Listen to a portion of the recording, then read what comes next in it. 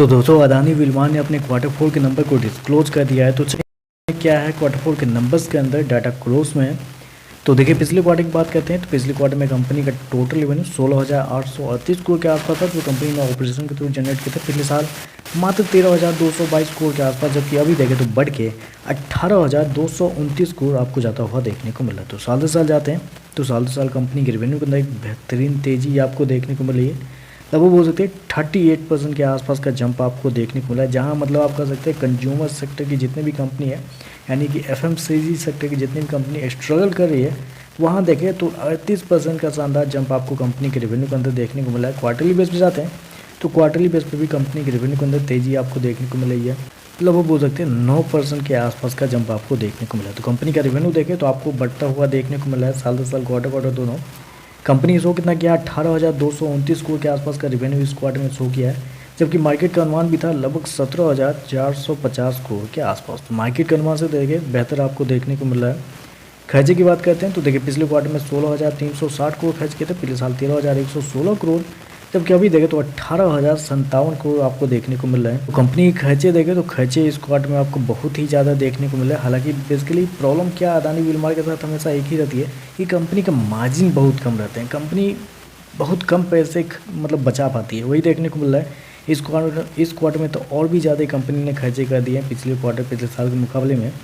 चलिए कंपनी का प्रॉफिट क्या निकलता है वो देखते हैं पहले। तो देखिए पिछले क्वार्टर की बात करते हैं तो पिछले क्वार्टर में बेसिकली हम जॉइंट वेंचर से पहले का प्रॉफिट देखेंगे, क्योंकि जॉइंट वेंचर को ज़्यादा कुछ महत्व नहीं दिया जाता है।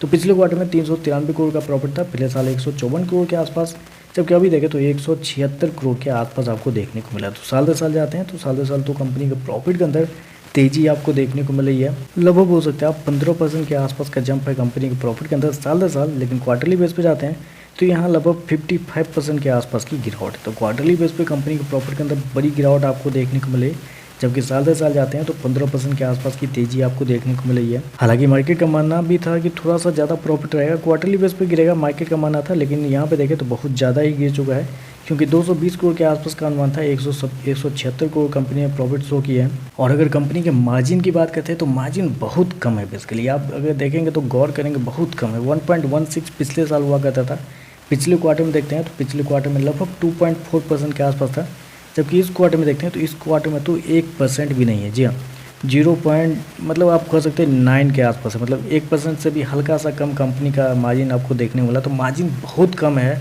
अदानी ग्रुप शायद इसलिए इस कंपनी को छोड़ के निकल रही है पूरी तरीके से, क्योंकि कोई मार्जिन है ही नहीं। मतलब 18,000 करोड़ का आप सेल्स कर रहे हैं और प्रॉफिट आप बना रहे हैं 176 करोड़ का, बहुत कम मार्जिन बना रही है कंपनी।